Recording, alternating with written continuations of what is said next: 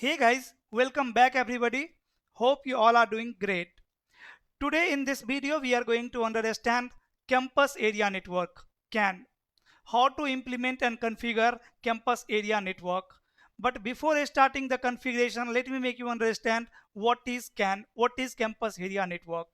So guys, as you already know, implementing network in a small geographical area is known as LAN, local area network.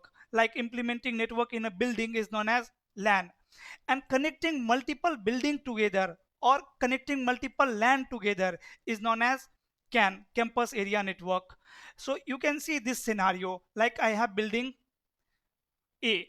So inside the building A, I can have multiple departments like employee, for employee, or you can say I can have multiple types of traffic inside the building like employee traffic, guest traffic, voice over IP traffic, right, finance traffic, HR traffic. So inside the building I can have multiple department and I need to isolate each department with each other, like you can say we need to separate each department, we need to segment each department, right, for the better performance, for the security, for configuring quality of service.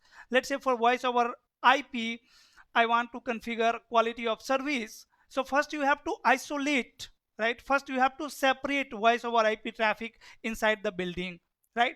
So in my scenario, I have two building here. You can see building A and building B. And guys, both buildings are connected together with the help of router. Now question is why I am using router over here.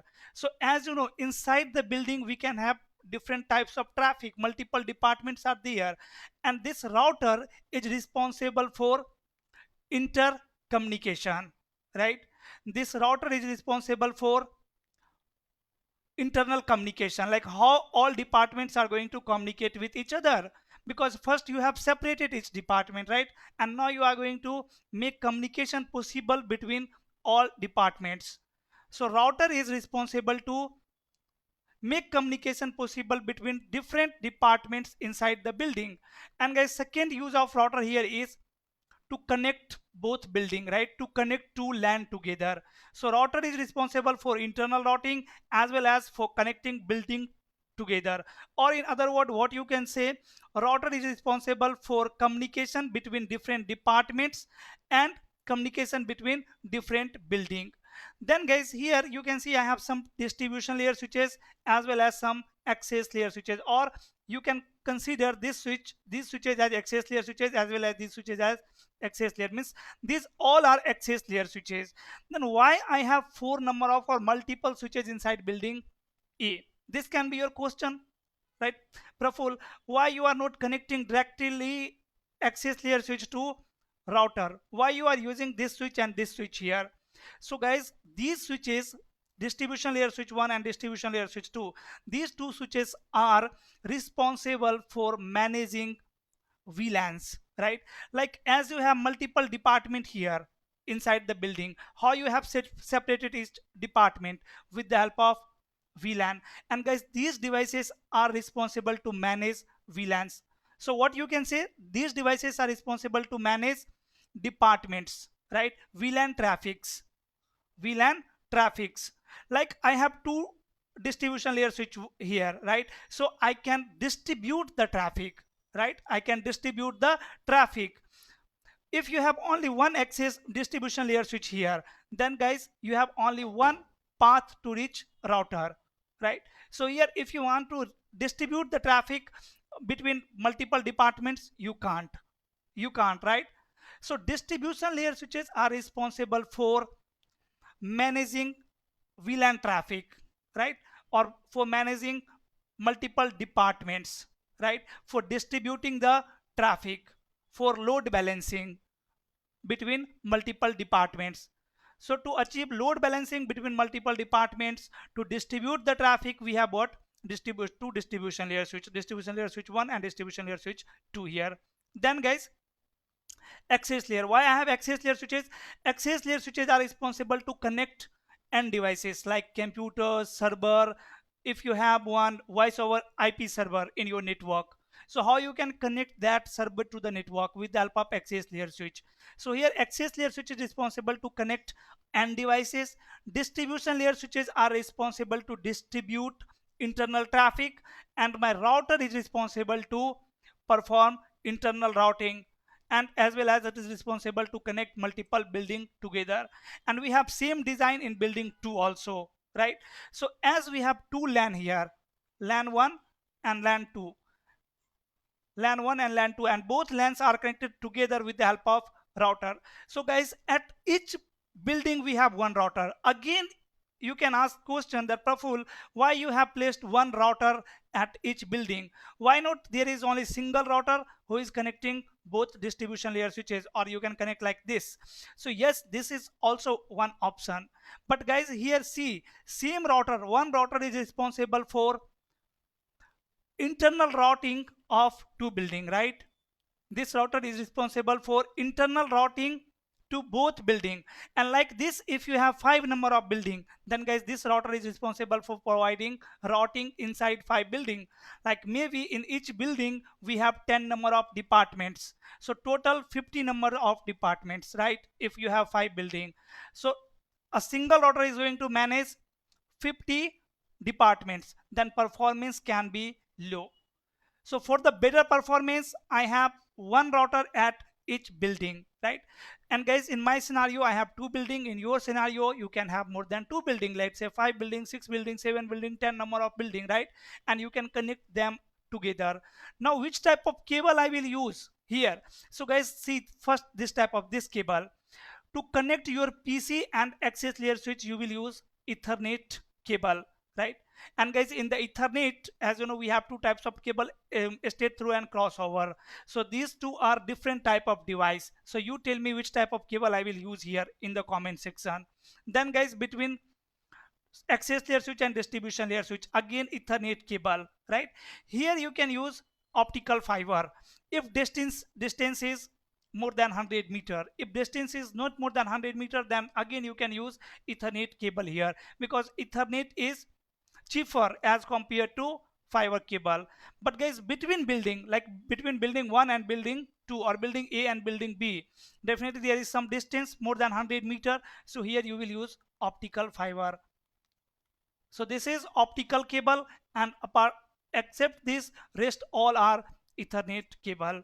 Now if you want to learn more about this network design, like the role of each device is here, or this network design can be of which type of company, that can be your also question. Like this network is suitable for which type of company, for a college, university, or for institution, or for the corporate company. So see, this network design is suitable for educational institute, right? I'm giving you some example, right?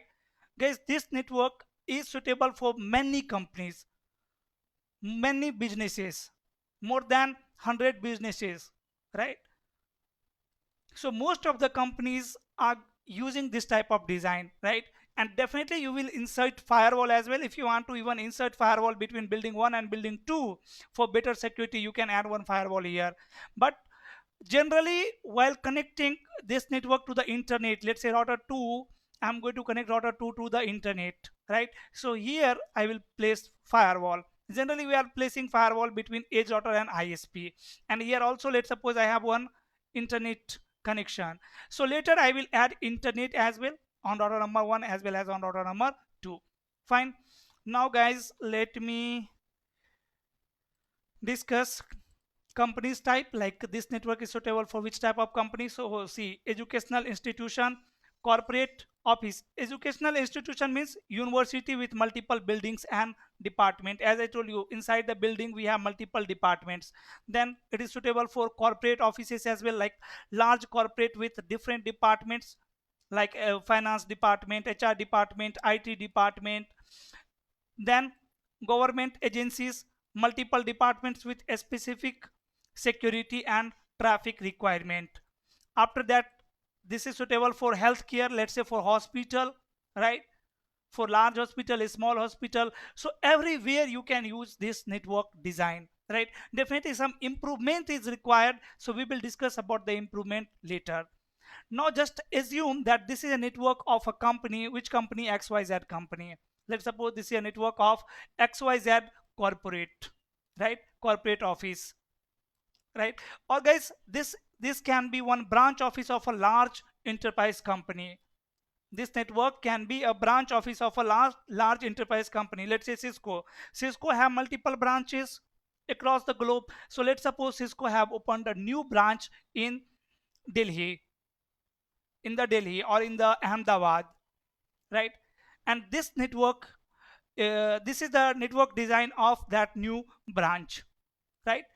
But for now, just assume this is a network of a XYZ company, and XYZ corporation is a mid-sized business with two buildings, building A and building B. Each building has three departments: employee, guest, and voice over IP. So here I have three types of traffic. Let me write it.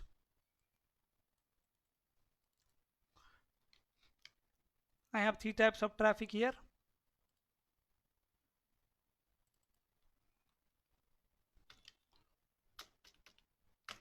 Employees, employee, then guest, and after that voice over IP, right? So I have three different types of traffic inside both building, inside building 1 and building 2. Again, in building 2 you can have different types of traffic, right? Let's say in building 2 I have different departments. Let me change the color. It is not, it is, yes, it is visible over here, right?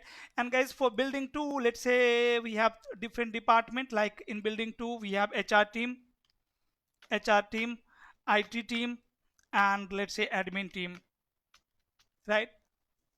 So there are three teams, three department inside the building B and three department inside the building A.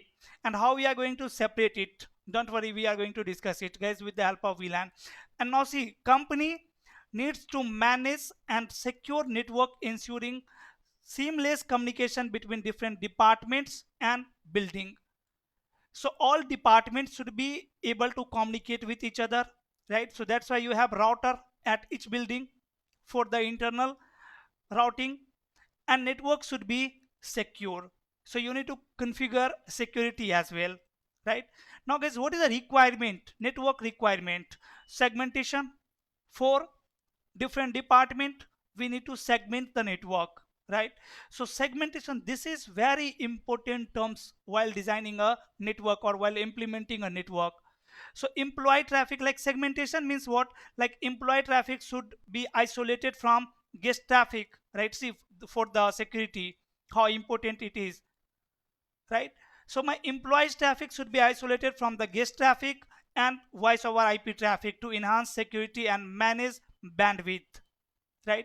So now for, let's say, employee, if I want to configure a specific bandwidth, so I can, because I have isolated this department, employee department, with the help of segmentation, right? With the help of VLAN you are going to segment the network. So segmentation, first requirement is segmentation of traffic.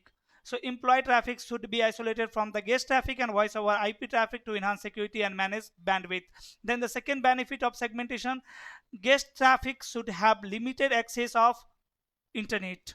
Let's say you want to configure guest traffic should have limited access of internet. So as you have isolated each department, now you can configure, right? Then voice, configure quality of service for voice over IP traffic.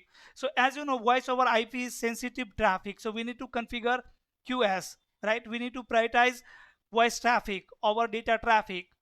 So as my voice over IP is segmented from the other department, I can configure quality of service. Then second requirement is inter-vlan communication. All departments should be able to communicate with each other. Like if employees department want to communicate with guest people, so they can communicate, or HR department people want to communicate with IT department people, they should be able to communicate, right? So second requirement is inter-vlan routing. All different departments should be able to communicate with each other, right?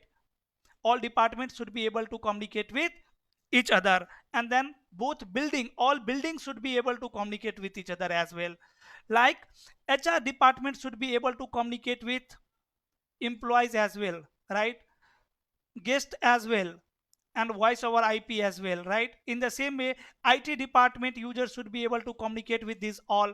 So how these all departments can communicate with each other? If both building are able to communicate with each other, they can communicate. And for the internal, for making communication possible between these three departments, we have what here? Router. So on the router we will perform what? Inter-vlan routing. Inter-vlan routing, right? So first important thing is segmentation for the security, for the performance, for quality of service. So we have segmented each department with the help of VLAN. Now you can see earlier all department was in same network, let's suppose, and now you are working to improve the network. So what first thing you can do? You can segment the network, right? Then guys, we need to perform communication, inter-VLAN communication. So I am going to configure router 1 to perform inter-VLAN routing, right? Then third requirement, scalability and efficiency. Network should be scalable for the future growth. Let's say in future, if I am going to add one more department in building 1, if I am going to add one more department in building 1, I can add easily without replacing any device, without adding any device. With the help of configuration, I can extend this network, right? Now on the switches we have 3 VLAN, and later I can configure one more VLAN here. So this network is scalable, right? It is not like if I need to add one department then I have to add one switch, right? On the switches as well, ports should be available to connect more devices. So suppose this switch, guys, this switch is in a stack. A stack means combining multiple switches together. Let's suppose this switch have 500 ports. Yes, this switch can have 500 ports. How? Let's suppose one switch with 100 ports. Then I need to purchase 5, and I can combine these 5 switches together with the help of stacking. So let's say these switches are in a stack. We have lots of ports available for future growth, and ports should be available, right? If you are a network engineer who is going to design a network for XYZ company, then make sure you will left some port for future growth, right? So scalability is also important while designing the network, while configuring the network. You have to keep in mind network should be scalable and efficient. So network should be scalable for future growth, efficient use of network resources like voice over IP server or any other server. Let's say there is one HTTP server, right? So that server should be accessible from everywhere. That server is network resource, guys, right? All employees, guests, finance, HR, all team need to access the network resources, right? So whatever service this company XYZ company is going to provide, let's say all services are on the server, right? So there is one different department on switch number on in building 2, that is, let's say, server department, right? And guys, in the server department we have multiple servers. Why we have multiple servers? Again, for load balancing, for load sharing, right? And on all server I am running same service, right? HTTPS. So this is what, this is main resource of my network. You can connect like this, sorry.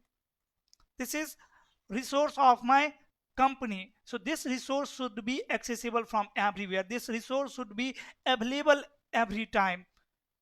So as you can see, in building 1 and building 2 we have only one path. So guys, what will happen if this link or router 1 or router 2 or this link, if any link or device will fail, then guys, connectivity will goes down, right? So while improving the network, after implementing this network in the campus, I'm going to improve the network configuration, network design. So while improving, maybe I will add one more link. First of all, I can add one more cable, guys, between router 1 and router 2, right? Now you can see I have two paths between building 1 and building 2, right? Even I can add one more cable here like this. But now I have redundancy for cable, but again don't have redundancy for devices, for routers, right? So what next thing I can do, I can add one more router and connect like this, right? So we will discuss about the improvement later, don't worry. First try to understand the basic requirement. So guys, first is segmentation, then inter-vlan communication, and after that scalability, right? Network should be scalable. And see guys, in building one, let's suppose I have three department: employee, guest, and voice over IP. Okay, three department, and for employee department I am going to assign VLAN number 10, VLAN ID 10. For guest I am going to assign VLAN 20. For voice over IP I am going to assign VLAN 30. And for each VLAN I am going to use different subnet. Let's say for employees I am going to use this subnet 192.168.10.0/24. So we have total 254 valid IP addresses in this range, and you are going to use one IP address only on the router, right? On the router from each subnet. Like in this scenario I have three department. For department 1 my subnet is 192.168.10.1. for department 2 20.1. for department 3 30.1, right, on the router, right? So out of 254 IP addresses, you have configured one IP address on the router interface, so you have 253 left IP address that you can provide to users, right? So I can set up a DHCP somewhere, right, maybe on switch or on the router, and that router will be responsible to provide IP addresses to the client machines. Got it? So I'm going to configure this subnet for employee, this subnet for guest, and this subnet for voice over IP. Then guys, in building 2 again you have three department: HR, let me correct it. In building 2 we have different department: HR department, then we have IT department, and admin department, right? And I'm going to assign one VLAN to HR department, that is VLAN 110, VLAN 120, and VLAN 130, right, for admin department. And guys, for HR department I'm going to use this subnet 192.168.110, right? Like for VLAN 10 my subnet is 10.0, for VLAN 20 my subnet is 20.0, for VLAN 30 my subnet is 30.0. In the same way for VLAN 110 I am going to use subnet 110, right? So let me define the IP here. For VLAN, for employee I am going to set VLAN what 10, and what subnet I will use here 192.168.10.0/24. Then guys, for guest I am going to define VLAN 20, and I am going to use what subnet 192.168.20.0/24. and for voice VLAN, for voice traffic I am going to use VLAN 30, VLAN 30, and I will define network 192.168.30.0/24, right? Voice over IP, what we can say, voice over IP. Done. In the same way for HR VLAN I am going to define what subnet, what VLAN, VLAN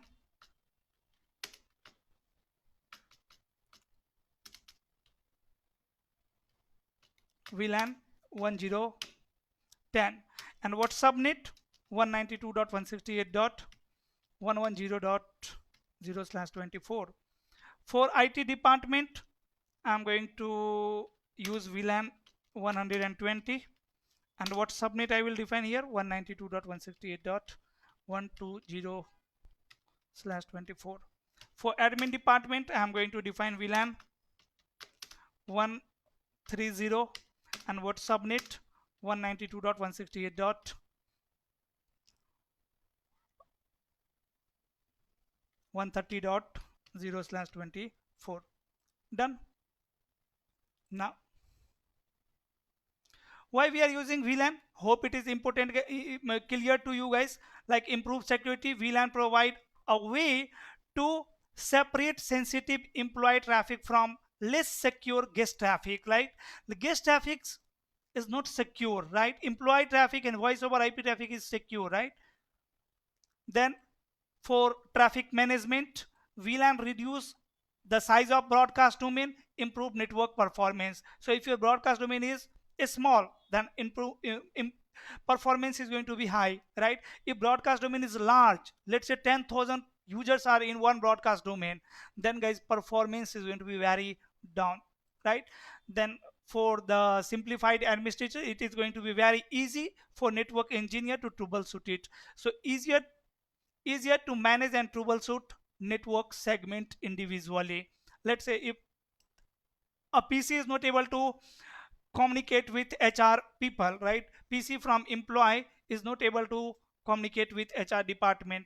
So now see, you have some information about the network like PC1. Okay, PC1 belongs to, let's say, employee department, and for employee we have a separate VLAN, and HR department again is in different VLAN. So you have already this idea. It will help you to troubleshoot the network, right?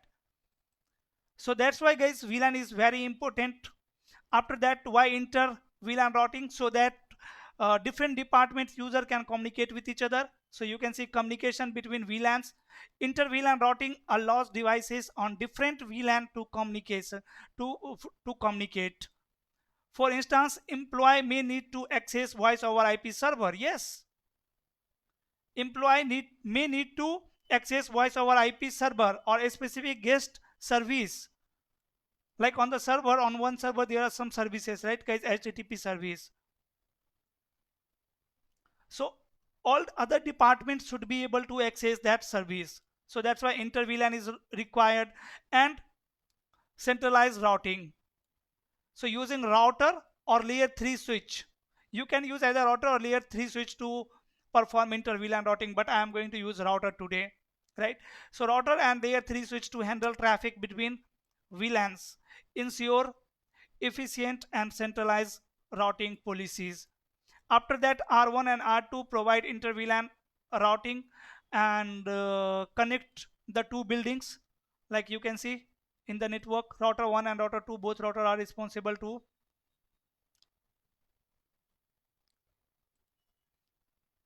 perform inter-vlan routing as well as to connect different building. Then what is the use of distribution layer switch, right? So make sure it is very clear to you like why we are using two router. Main purpose of router providing inter-vlan routing and connecting buildings. Why I am using distribution layer switches like D1, D2, D3, D4. Central switches in each building for VLAN management and trunking, right? As I told you, to distribute the traffic, for the VLAN management where I can configure the VLANs, then access layer switches. So why we have access layer switches? To connect PCs and devices, right? Hope now this topology is clear guys, this design is clear. Now let's begin the configuration. So I will start configuration from access layer switches. So let me access layer switch 1. And guys, on access layer switches, first of all you need to configure some features that is important everywhere. Like in real time, when you will configure access layer switches, you will enable these all features like port fast, like port security. So these features should be enabled. Switch port mode should be accessed, because by default mode of all switch port is dynamic auto. So you have to configure manually access, right? So let me access layer switch 1 first, and let me finish the configuration, then I will move to access layer switch 2. First of all guys, I'm going to configure building A, then we will configure building B. So on access layer switch 1, you can see we have some LAN interfaces which is connected with end devices, but here I am able to see only two ports, 0/1 and 0/2. So you can configure only those two ports by looking at the topology. So you need to find all available ports on switch number 1. All access port means port which is connected with PC, which can be used to connect PC. Like here on switch number 1 we have some more ports, 0/3, 0/4, which are not visible over here. So guys, I'm talking about these access port. These are trunk port which is connected with another switch. So a port which is connected with another switch is trunk port, and the port which is connected with end devices is access port. So make sure first of all you will configure these all port as access port, because by default these ports are configured as dynamic auto.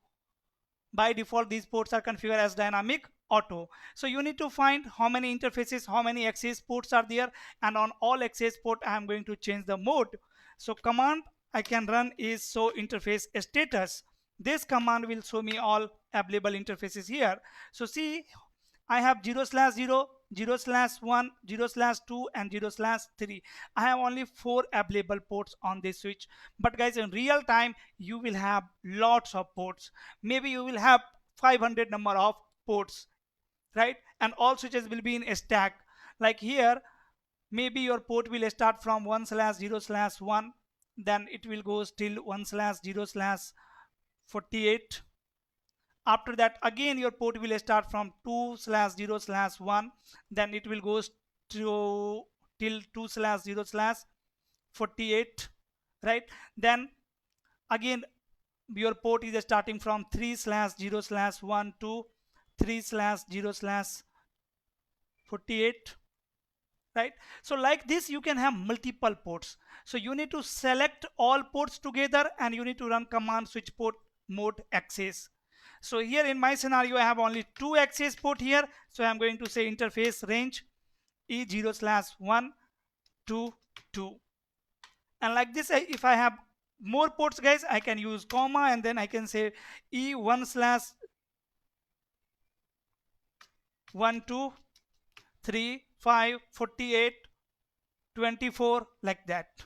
Okay, but I have only 2 ports, so let me hit enter. Now I am on interface E0/0 and 0/2. Whatever configuration I will perform here, that will applied on these 2 ports. So first of all, do show interface E0/1 switch port.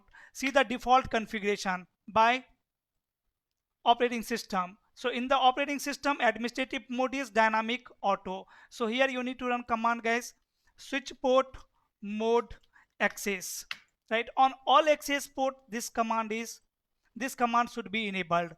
Now if you will check, so interface E0/1 switch port, now you can see administrative mode is static access, right? So first of all I have disabled some protocol here like Dchp protocol. Actually I have disabled some protocol here. If you will not configure this port as access port, then Dtp or many protocols are there who is keep sending messages from E0/1 and E0/2 from the access port, which are not required. So that's why I have configured this port as access port. Now I am going to say switch port security, right? To secure this port you can configure port security on the switch, right? Like let's suppose see on 0/1 there is one PC1. So what I want, only PC1 can connect their computer with this port. So I can configure the MAC address of PC1 with this port. I can bind MAC address of PC1 with this port, right? Or I can tell to switch learn up to 2 MAC address on one port, means 2 PCs are allowed, right? Like guys, let's suppose it is important over here as well. Okay, leave it, we will discuss that later. First of all let me finish the configuration, otherwise see, we need to enable port fast. So I have enabled the port security. We will enable port fast as well, port security. Now I am going to say switch port security maximum. So you can learn up maximum 1 MAC address, but as we have some voice over IP traffic guys, so maybe on some interfaces I need to change it, right? Or maybe you are connecting this switch with hub and then you are connecting multiple computers. So in that scenario you have to change the maximum number. Now switch can learn only 1 MAC address, right? But what I am saying, let's suppose this port 0/2 is connected with one hub, and then through hub I have one more PC. So now this switch have to learn 2 MAC address. If you are allowing only one, then maybe this new user cannot communicate to the internet, right, to the network. They cannot access the resources, they cannot forward traffic to switch, because switch is allowing only 1 MAC address on one interface now. Then what you want, whenever some unauthorized user will try to connect with the switch, what action this switch should take, right? So I can say switch port, and then we can say what, violation, right? So you can shut down the port. If you will set shutdown, so once unauthorized user will connect their computer with this switch, your switch is going to shut down that port. But if you want that your switch should generate a message, right, and it should send that message to the admin PC, then you can configure any other mode here, right, other violation here. I am going to use shutdown here. So if any unauthorized user will connect their computer with the switch, it will shut down that port, right? So this is port security configuration. Is there any other option available? Switch port, port security, and violation maximum. Then you can define the MAC address, right? So if you know the MAC address of PC1, guys, this is useful for server. Let's say E0/1 and E0/2 is connected with server. So I will bind the MAC address of server with the switch, right? Only servers are allowed on the port. Only servers are allowed on the port. So what I can do, I can say MAC address. After that, guys, I have two options. Either I can copy the MAC address and then I can bind it. But if I don't know the MAC address, simply I can say STK. It means when switch will receive first packet, first frame from PC1, it will bind that MAC address, right? When PC1 will forward any data to switch 1, it will say send on a destination MAC address, this source MAC address will be there. So switch is going to bind source MAC address with the interface, right? So let me say STK here.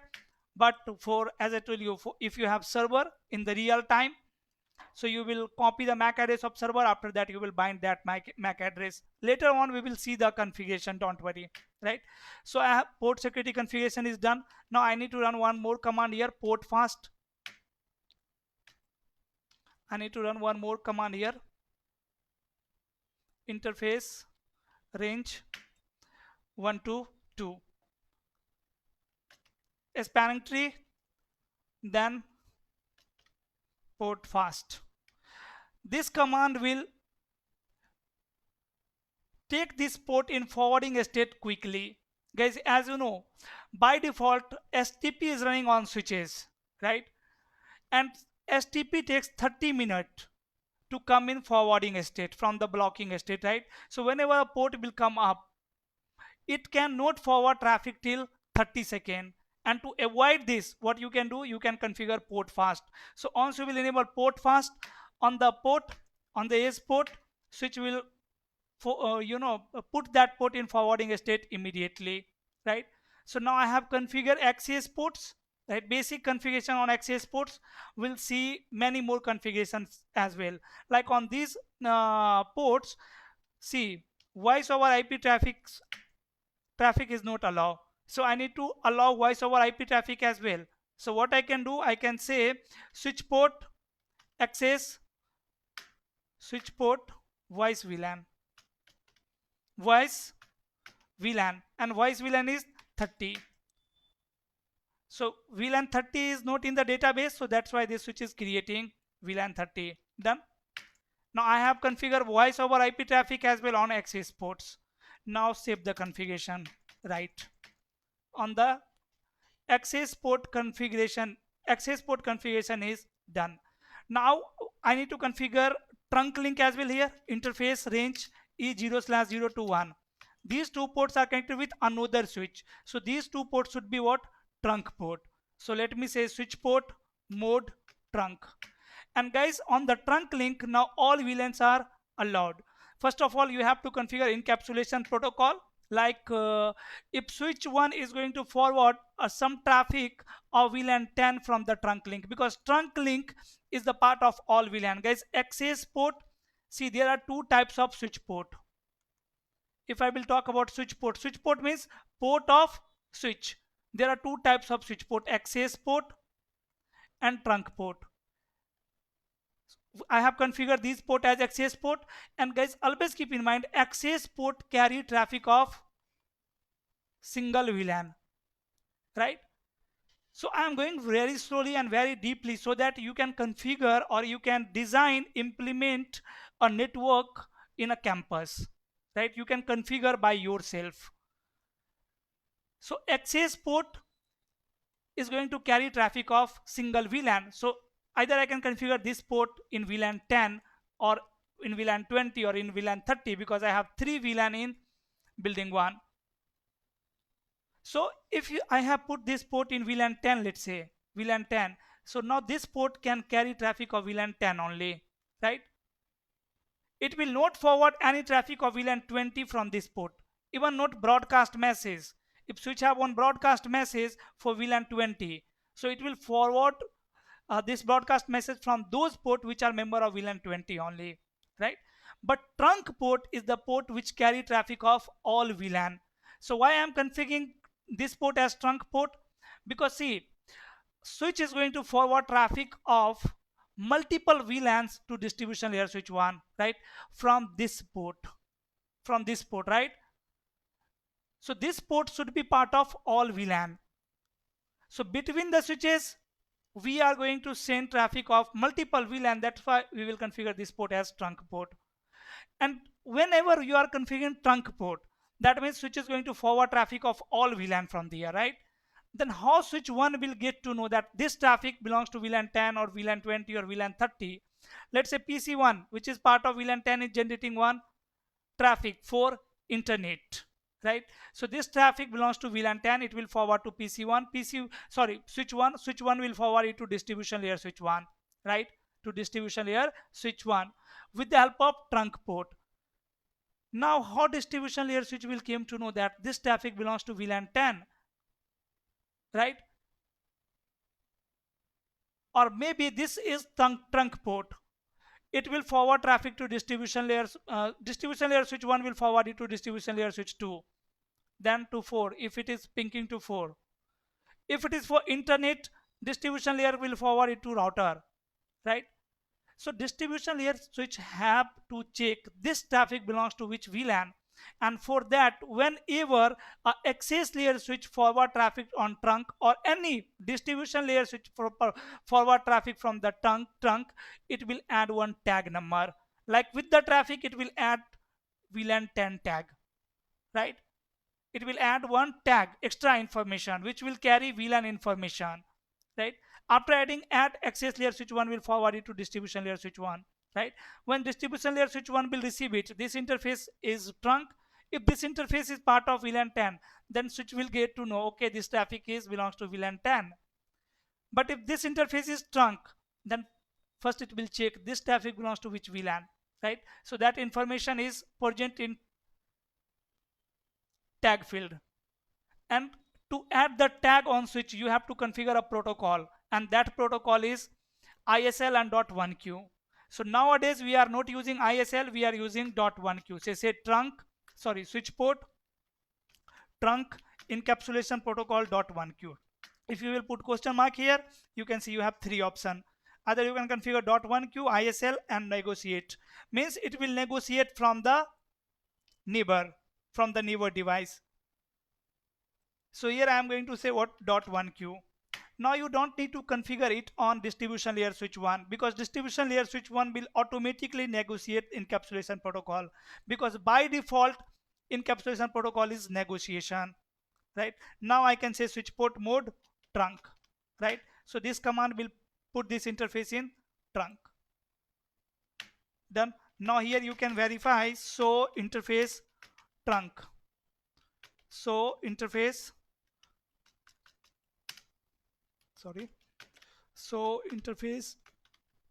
trunk. You can see 0/0 and 0/1. These 2 ports are trunk port. But guys, again, on the trunk link, see all VLANs are allowed. Allowed VLAN on the trunk. VLAN 124094. All VLAN are allowed on the trunk. But again, for the security on the trunk link, you are going to allow only 6 VLAN, right? 3 VLAN in building 1, 3 VLAN in building 2. And guys, in future, let's suppose you are adding one new department here. So you have to allow that VLAN on the trunk link. So every time whenever we are going to scale the network, we will add some configuration as well, right? But for the security purpose, For now, I am going to remove all VLAN from the trunk link. I will remove all VLAN from the trunk link, and I will add only those 6 VLAN. So first of all, let me create the VLAN here. Or what we can do, I can configure distribution layer switch 1 as the main switch. I can enable VTP, DTP, and all rest switches will negotiate VTP, DTP from the from switch number 1. Or manually I can create here VLAN 10, the name employee,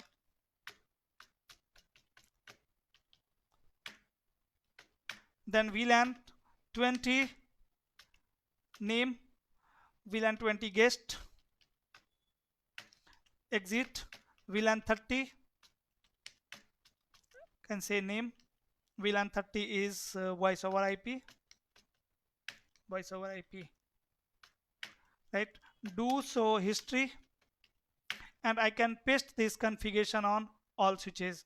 By the way, I need to create few more VLANs here, like VLAN 110, VLAN 120, VLAN 130. But as we have router between router 1 and router 2, we don't need to encapsulate this VLAN. We need to add this VLAN, right? So I am going to copy this configuration and let me paste it on switch number 2 also.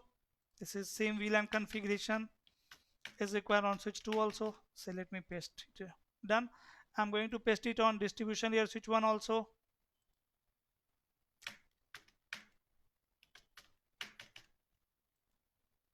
Done. Distribution layer switch 2 also.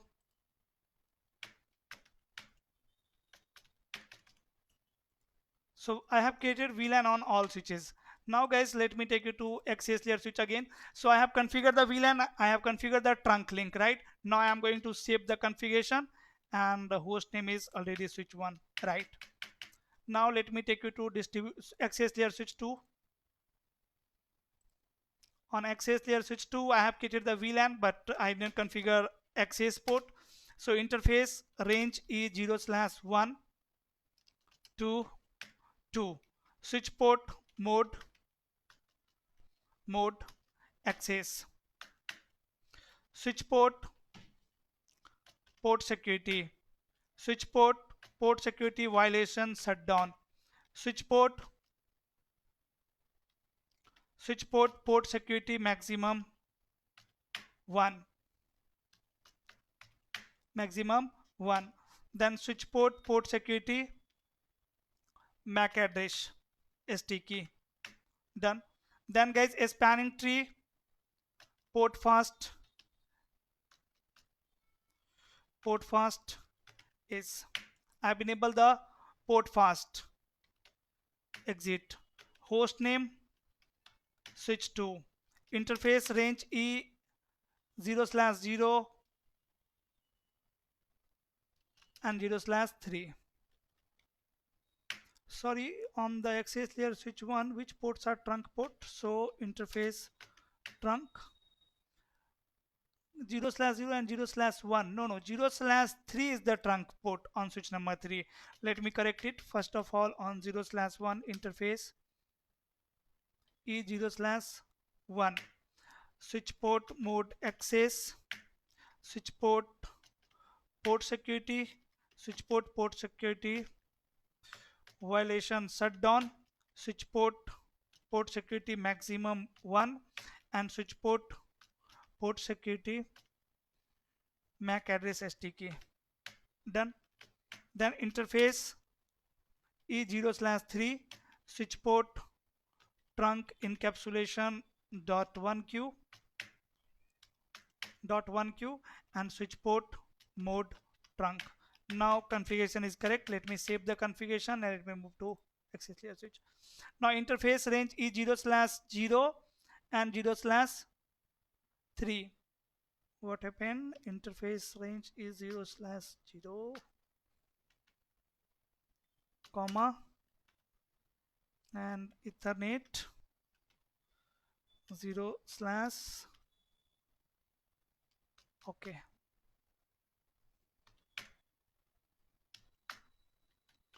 Ethernet 0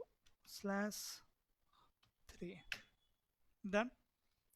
Switch port trunk encapsulation dot 1q switch port mode trunk configuration is done. So interface trunk, right? All VLAN are allowed. Again, I need to allow only VLAN 10, 20, 30. On switch number 1 also you can verify it. So interface trunk. So all VLANs are allowed here. Let me change it. Interface range E0/0 and E0/3. Switch port trunk allowed VLAN 10, 20, 30. Right now you can see, so interface trunk only VLAN 10, 20, 30 are allowed on the trunk link. Done. On switch number 2 also interface range E0/0 and E0/3. Switch port trunk allowed VLAN 10, 20, 30. Allowed VLAN.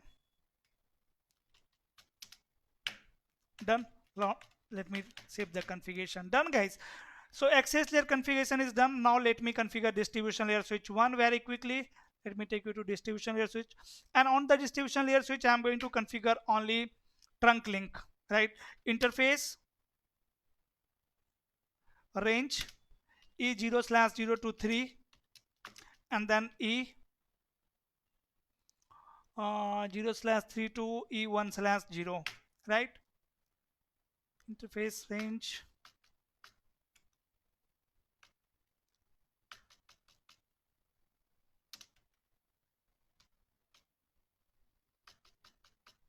E0/0 to 3 and then E1/0. I need to configure these all port as trunk port. E0/0 to 3 and E1/0. Switch port trunk encapsulation dot 1q and switch port mode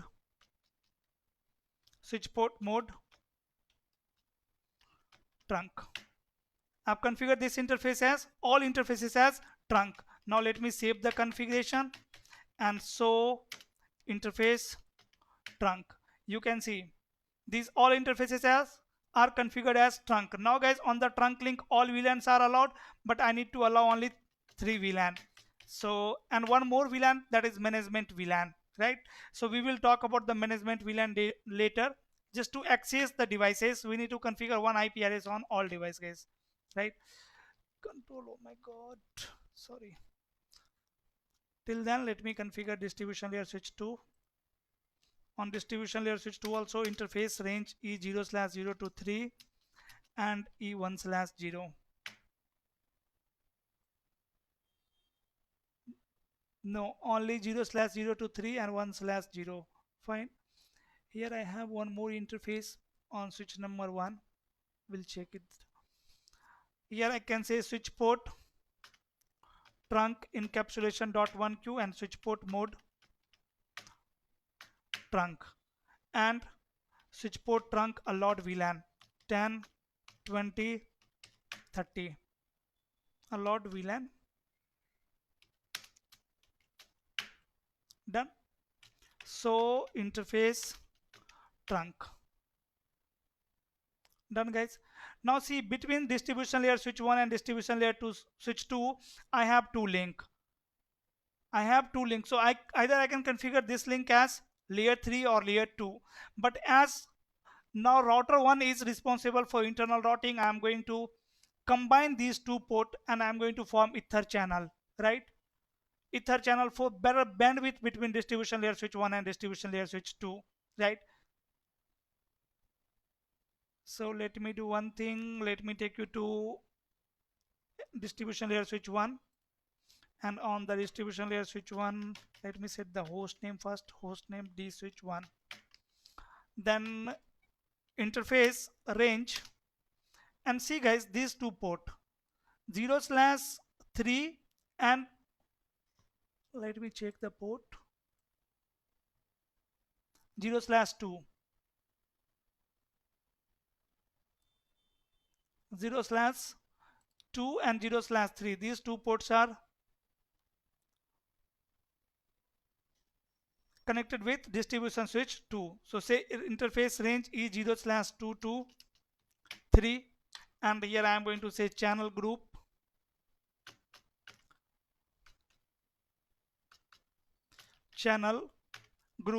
and channel group number. In the ether channel we can create a channel, right? And guys, in the channel we can combine multiple interfaces.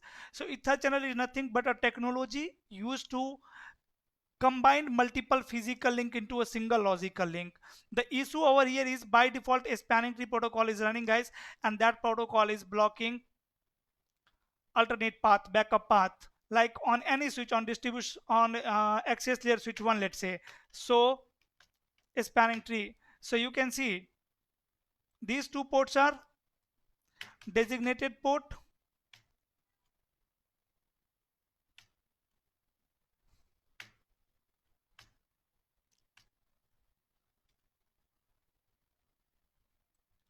distribution layer switch, sorry, access layer switch is my root bridge switch. This issue, you can see this switch is the root bridge, that's why all ports are in forwarding state. But on any other switch, like on switch number 2 or on distribution layer switch 1, so a spanning tree, all switches are root bridge. So this is the issue. We don't worry, we will see this issue why it's happening. All switches are root bridge switch. A spanning tree mode rapid PBST, we need to change a spanning tree protocol as well. Like guys, by default a spanning tree protocol is PVST on switches, right? But you can use PVST, and in PVST also you can perform load balancing. PVST is faster as compared to RPVST is faster as compared to PVST, right? But STP will allow only one path in forwarding state, right? So I want to achieve load balancing here. So how we can configure a spanning tree protocol? So what I can do, guys, for let's say VLAN 10 and 20, for VLAN 10 and 20 I'm going to forward traffic to switch 1 directly, but for VLAN 30 I want to forward traffic first to switch 2, right? And then switch 2 will forward it to switch 1. Or we can connect router here as well, like this. That can be also one design. I can connect like this also. Then guys, again configuration is going to be different,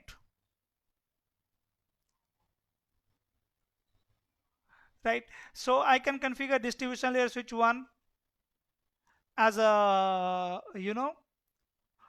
root bridge for VLAN 10 and 20, and I am going to configure this switch as a root bridge for VLAN 30.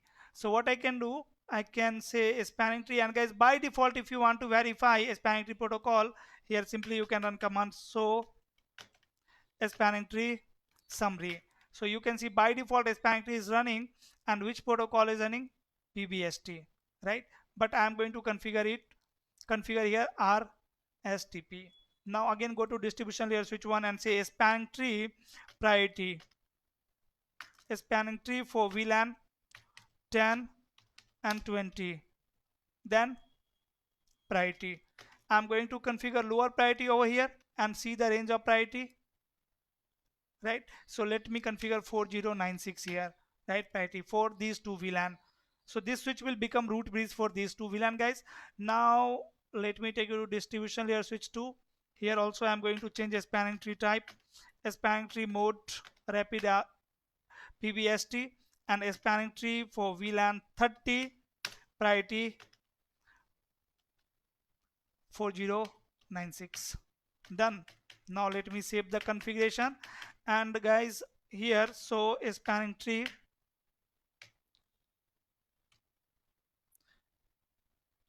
see now this port is root port and rest all ports are in, guys, blocking state, right? Rest all ports are in blocking state. So which port is in forwarding state? 0/2. on distribution layer switch 2, 0/2, this port, right? So between distribution layer switch 1 and distribution layer switch, it will use only this link, it will not use this link. So here what we can do, we can configure Etherchannel to combine it. Then a spanning tree protocol will work on that virtual port. So combining multiple physical link into a single logical link is known as Etherchannel. And how to configure Etherchannel? And before that, on access layer switches also I need to change a spanning tree mode. Say spanning tree mode rapid PBST, and so a spanning tree.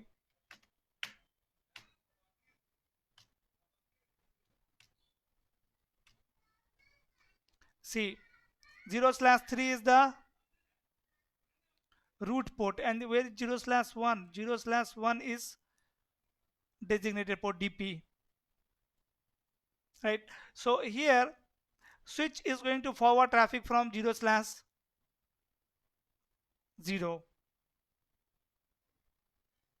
From the it will forward traffic to 0/3. For which VLAN? For VLAN 30. And guys, for VLAN 20, actually, you know what is happening right now, these access ports are in VLAN 1, right? These all access ports are in VLAN 1. So later what you will do, you will configure this port in maybe VLAN 10, 20, 30, like that. Okay, so don't worry about the access ports. Access ports are member of VLAN 1. For VLAN 20, 0/0 is the root port and 0/3 is the designated port, right? So for VLAN 30, it will forward traffic from this port. For VLAN 20, it will forward traffic from this port, like this. Now on access layer switch 2, let me configure rapid PBST, a spanning tree mode rapid PBST, done, and save the configuration. Now let me configure Etherchannel.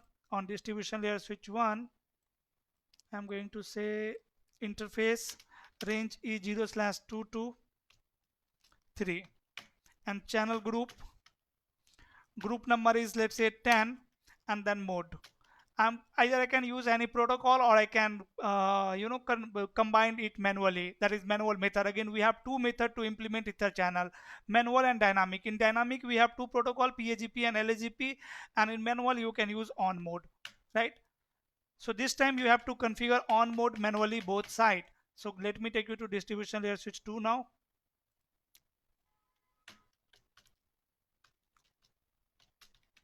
Configure T interface range is 0/2 to 3. Let me verify the port. 2 to 3, yes. Channel group 10 mode on. Now you can see, so Etherchannel summary. So guys, we have these two port in which group?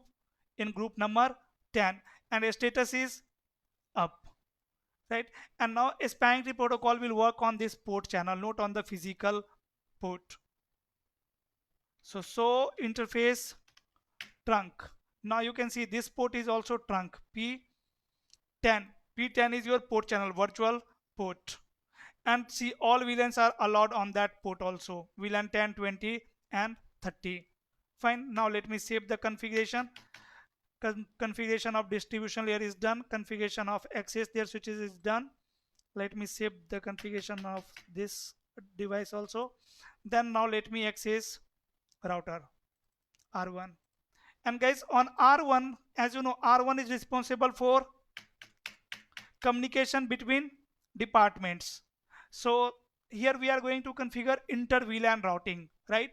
And again, to implement inter-vlan routing, we have two methods. Either I can use layer 3 switch, this switch.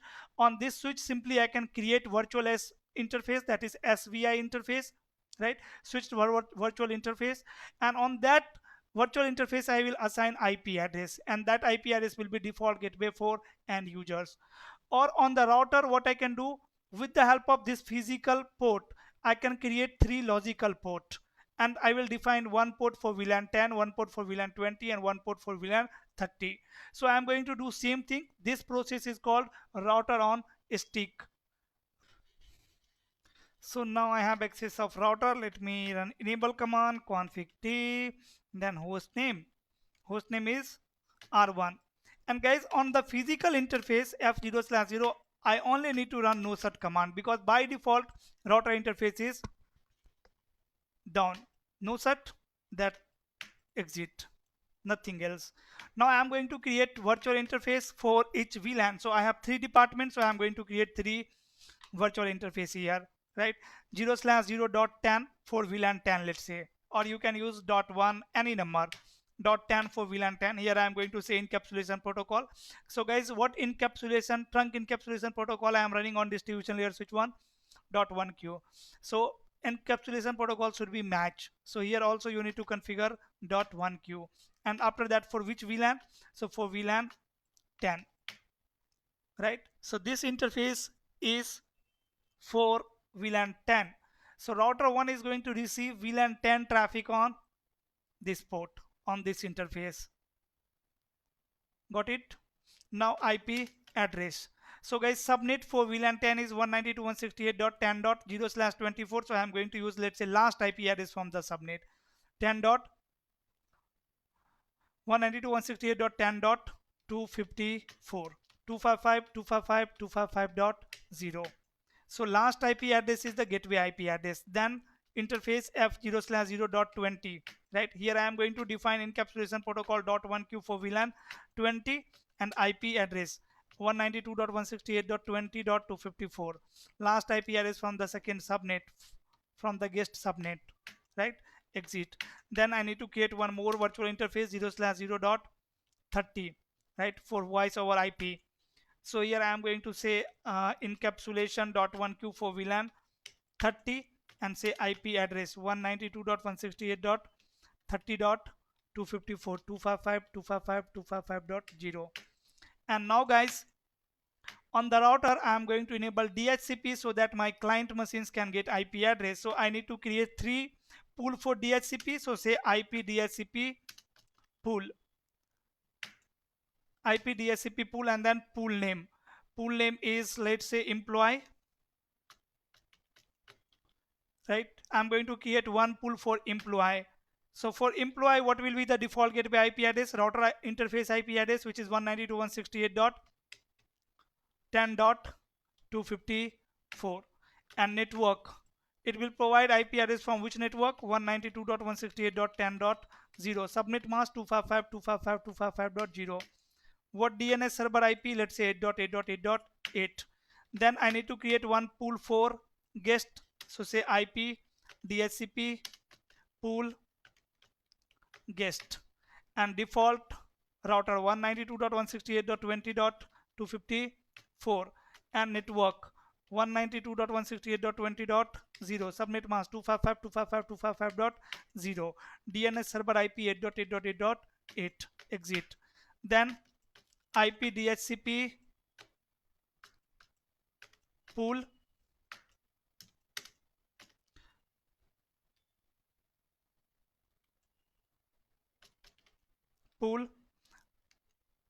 voice over IP, default gateway 192.168.30.254, network ID 192.168.30.0.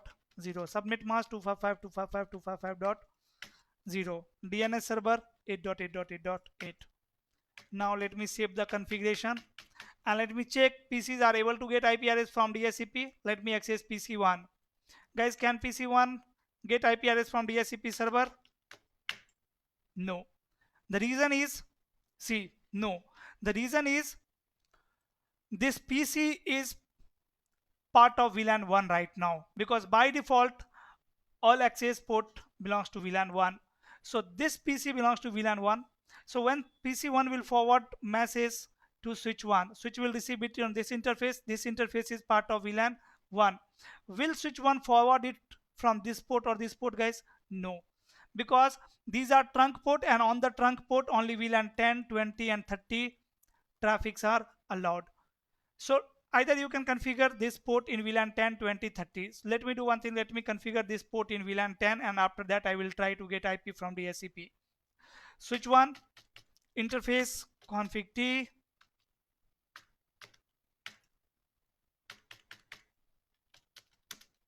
config T, interface E0/1.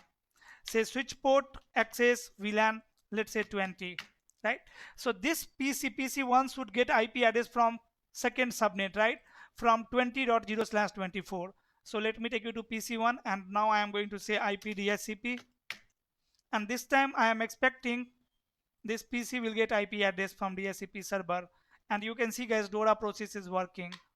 And now this machine have got the IP address, see, from the second subnet 192.168.20.0/24, and gateway IP address is also correct, right?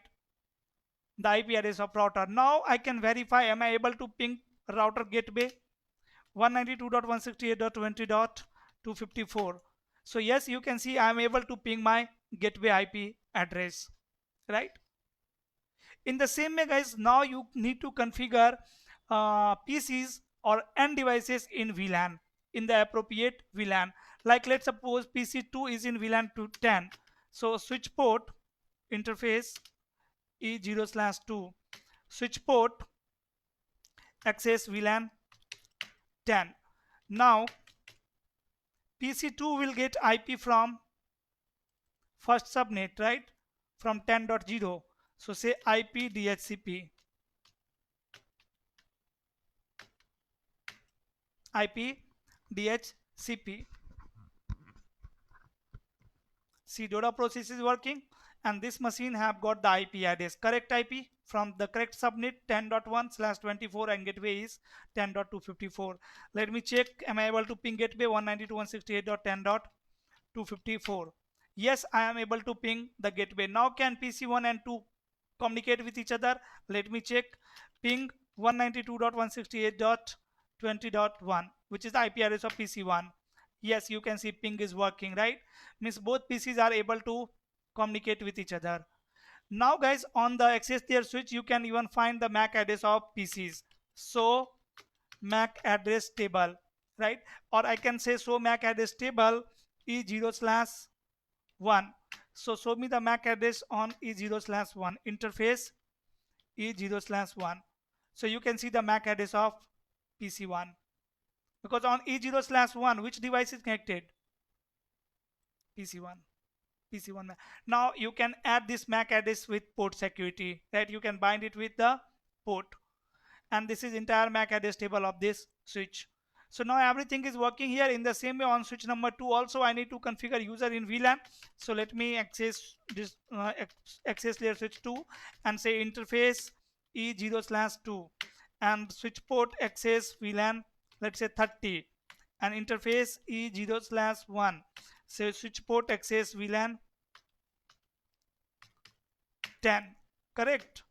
Now these end users can get IP address from Dhcp server, and they can ping to their default gateway, and as default gateway is reachable, they can ping to other departments users as well, right? Now all departments are able to communicate with each other.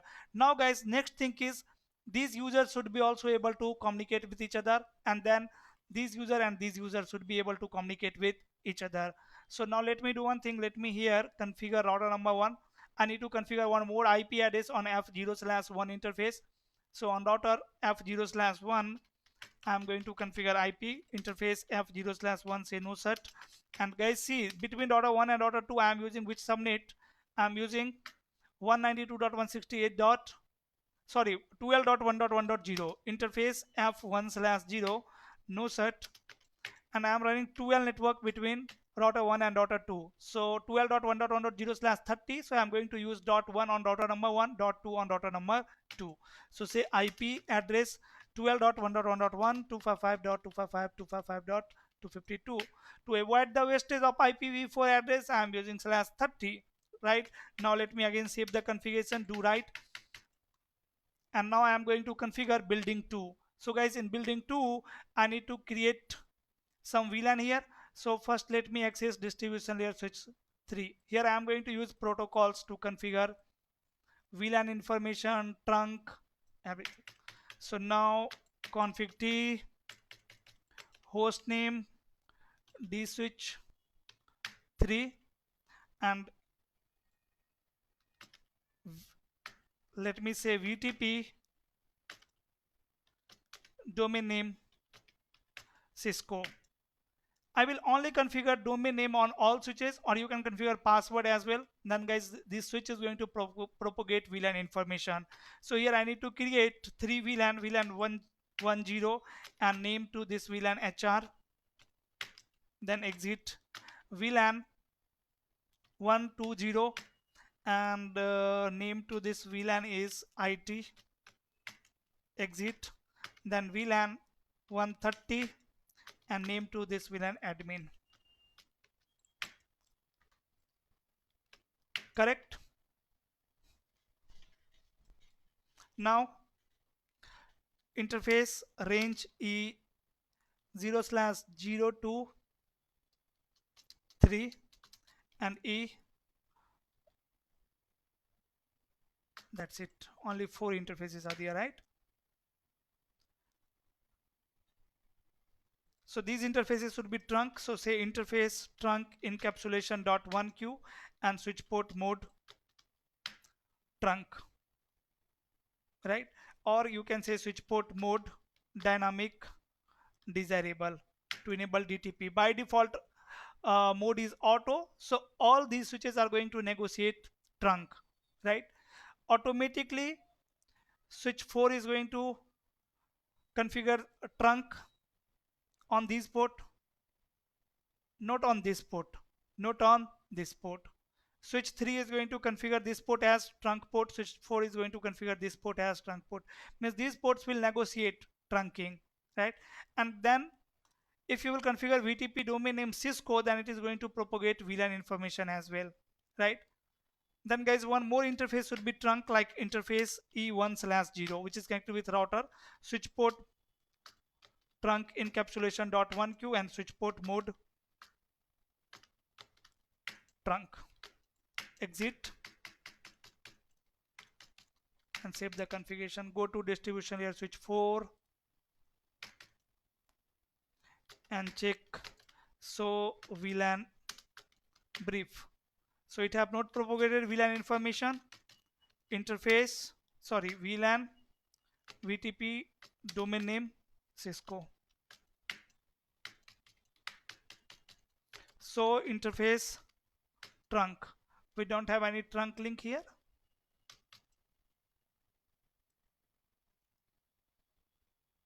On distribution layer switch. So interface 0/ let's say 3 switch port mode is dynamic auto, that is fine. This side on switch number 3 we have configured dynamic desirable, so it should form trunking.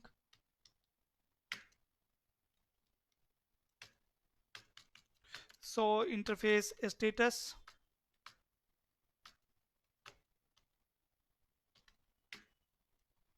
all ports are connected, working on full duplex speed, everything is fine.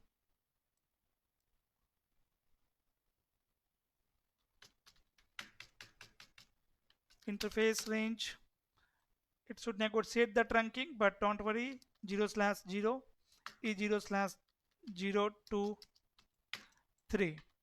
Switch port trunk encapsulation dot 1q and switch port mode trunk.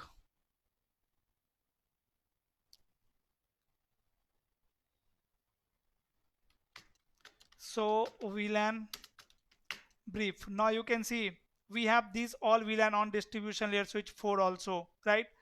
So with the help of VTP, distribution layer switch 3 have distributed VLAN information, right? Have propagated the VLAN information. On access layer switches guys also, like on access layer switch 4. So interface trunk. So you can see 0/ 2 and 0/3 is already trunk. It have negotiated from the distribution layer switches, right? And so VLAN brief, see the VLAN database, done. Or you can configure VTP domain name correct here for the better management, cisco.com. VTP domain name and password should be same on all switches, right? Then guys, I'm going to put it in some different VLAN. Let's say host name switch 4. Here interface E0/0, which is connected with PC3. I'm going to put this port in, let's say switch port access VLAN 30. What happened here? I have VTP domain name is match error on switch number 4. VTP domain Cisco.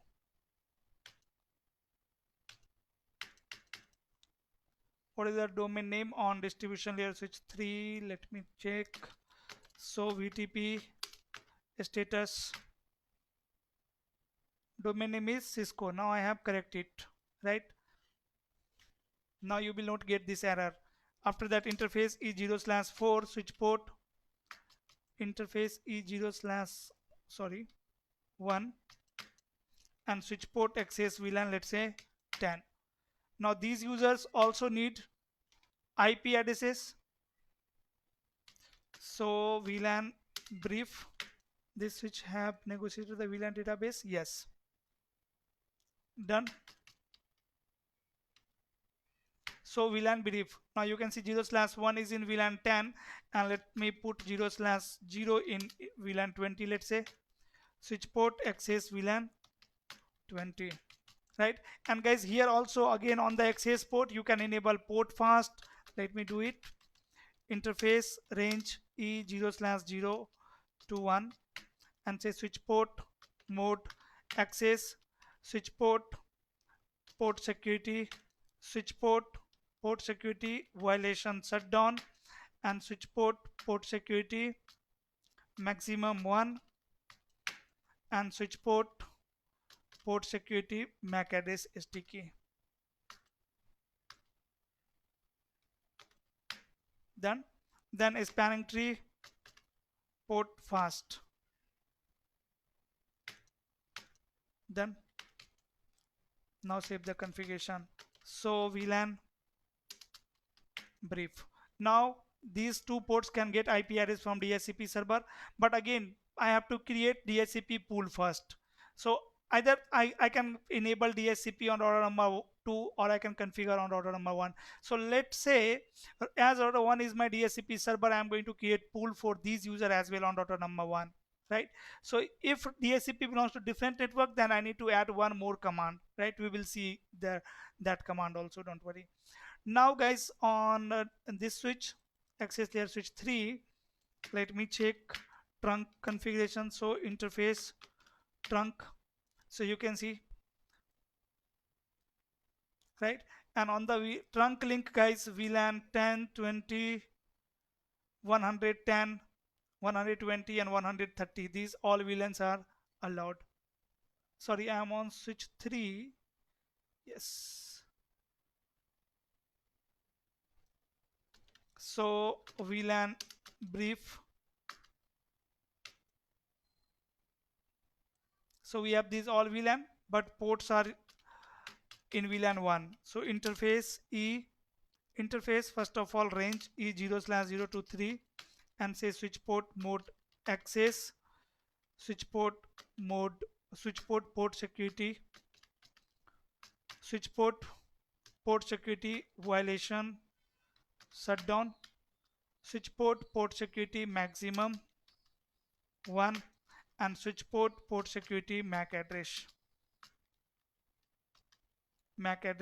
STK. Then interface E0/0 switch port access VLAN, let's say 10, exit.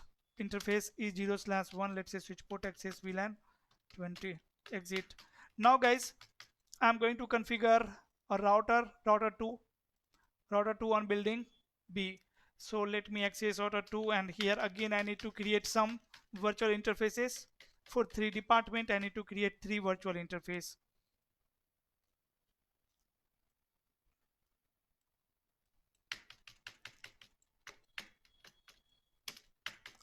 Config T, interface f0/0 says shutdown.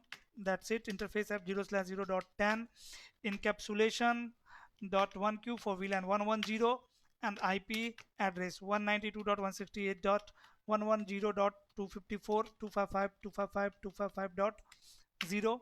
Exit. Then interface f0/0.20, or you can configure 110 also. Then encapsulation.1q for VLAN 102, and then IP address 120.120.254.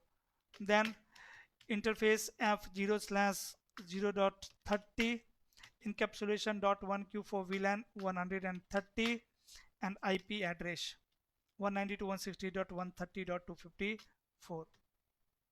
Done. Then f1/0, which is connected with router 1, which interface is connecting building A, say IP address 12.1.1.2, 255.255.255.0, not 0, 252. Let me write the configuration. Now guys, see, so IP route. Router 2 have only 12 network. So IP interface brief. Okay, one more thing. Interface f0/0.10 says shutdown. Exit. Interface f0/0.20 says shutdown. Exit. Interface f0/0.30 says shutdown. Right, and do so history. Let me copy the command and let me paste it on router 1 also. By default in the virtual these ports are done, but guys, on the real devices you don't need to run no such command on all interfaces. Done. And now let me check the routing table of R2. So IP route, so IP interface brief, why these ports are administratively done. 0/0 is administratively done. Interface f0/0 say no such. So IP interface brief. Done. All ports are up. So IP route. See guys, routing table of router 2. Router 2 have all internal network in building 1, right? 192.168.1.0, 110, 120, 130. Where is 130? So IP interface brief.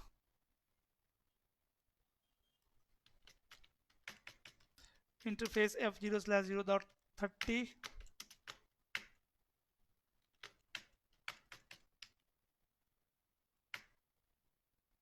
Done. Now see the routing table. So IP route, all internal subnets are there. In the same way, if you will check the routing table of router 1, you will have all internal network in building A, right? So IP route. Again 30 is not there. Interface f0/0.30 and say no such. And so IP route. Now you can see all internal subnets are there in the routing table: 10.0, 20.0, 30.0. So to exchange these network, like router 1 have information about all subnet inside the building 1, and router 2 have information of all subnet inside the building 2. So router 1 can perform routing in building 1, router 2 can perform routing in building 2. But as I told you, router is responsible for communication between building as well, right? So guys, here either I can configure a static route or I can configure a dynamic routing protocol, right? See, whatever networks are available in the routing table of router 2, I need to inject those all network in the routing table of router 1, and whatever networks are available in the routing table of router 1, I am going to inject it in routing table of router 2, so that these two router can perform routing. they can make communication possible between two buildings. But if route is not available, then if any PC will generate traffic, router will compare destination IP address. It will check what is the destination in packet. Then it will match destination with routing table. If route is not available in the routing table, then router is going to discard it. So I have to install all internal subnet of building B in the routing table of router 1 and all subnet of building 1 into the routing table of router 2. So let me do one thing. Let me configure one routing protocol here. Let me enable OSPF. So let me take you to R1, and on R1 I am going to configure OSPF routing protocol. Say router OSPF 1 and router ID 1.1.1 and good exit. Then interface range f1/0, and guys see on how many interfaces I need to enable OSPF. On this interface and this interface to form neighborship.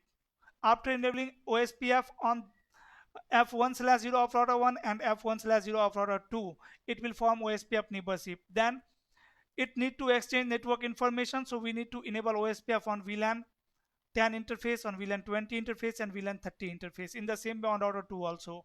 So say VLAN 10, VLAN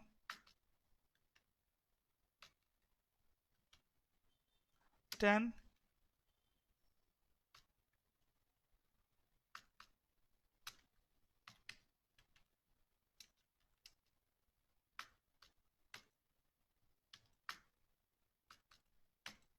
IP OSPF 1 area 0, let's say. Like this I can enable OSPF on the interface. Then interface range VLAN 10, VLAN 20. Why I'm not able to use range command? Interface VLAN 10, say IP OSPF 1 area 0.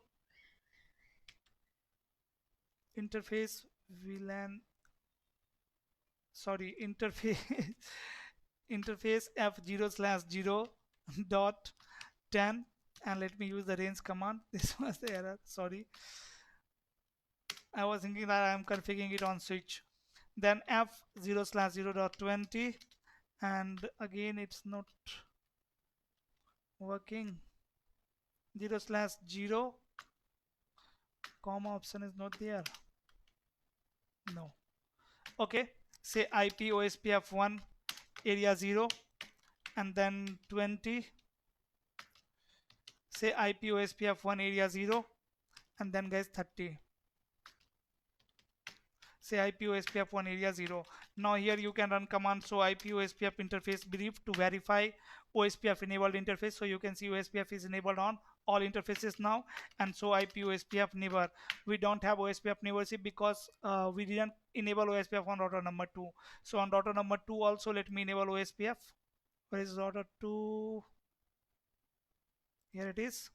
Config T router OSPF 1 router ID 2.2.2.2 exit interface f0/ not 1/0 IP OSPF 1 area 0 and then f0/0.10 IP OSPF 1 area 0 f20 IP OSPF 1 area 0 and 30 IP OSPF area 0. Now so IP OSPF interface brief. Here you can see OSPF is enabled on all interfaces, and so IP OSPF neighbor. Now we have OSPF neighborship guys. Now you can check the route. So IP route OSPF. So you can see this router is learning all building 1 internal subnet. So now router 2 have information of all subnet in building 1, as well as router 1 will have information of all subnet about building 2. So IP route OSPF, you can see through OSPF it is learning all prefixes. Now guys I can configure DHCP for building 2 users. So let me take you to router number 1, and on router number 1 I am going to create some more DHCP pool. Say IP DHCP pool, and then this pool is for which department? For HR department. So let's say HR, and default router 192.168.110.254 last IP address from the HR subnet. And guys, network 192.168.110.255.255.255.0. Then exit, then IP DHCP pool for IT department, and default gateway is going to be 120.254, and network ID will be 120. Done. Then I need to create one more pool for admin department. So say admin, and then default gateway IP address is 30.1 130, and network ID is going to be 192.168.130.0. Done. Now guys, I need to configure IP helper address on router number 2, because client machines are going to generate broadcast message, right? To get IP address, discover message. That discover message is broadcast message, and router is not going to process broadcast message. Router will forward it, because DHCP server is located in different network. So this user cannot forward discover message to DHCP server, because router 2 will drop the broadcast. So on router number 2, what I can do, I can configure helper address, hostname R2. I can configure interface f0/0.10. I can say IP helper address, and IP address of router 1 192.168. Or you can say 12.1.1.1, right? On VLAN, for VLAN 20 also, for VLAN 20 you have to configure IP address of DHCP server. Then for VLAN 130, for VLAN 130 also helper address is this one. Now can PCs, these machines, get IP address from DHCP server? Let me verify it. So here I am going to say IP DHCP. If this machine is not able to get IP address from DHCP server, then how you are going to troubleshoot it?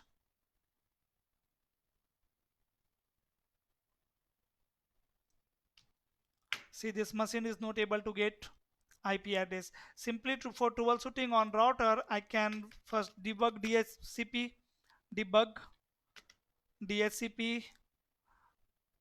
details.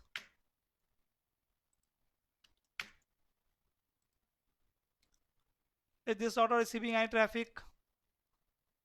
Any DHCP message? No. That means maybe router 2 is not forwarding traffic. So let me take you to router 2, and guys, on router 2,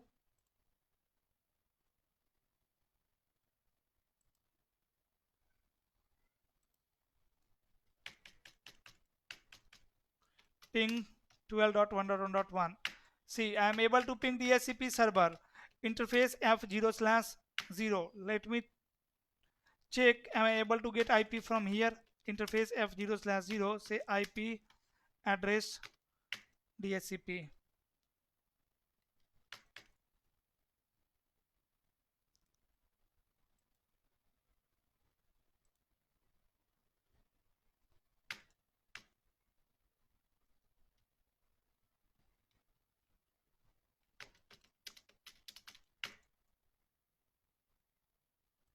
Unassigned.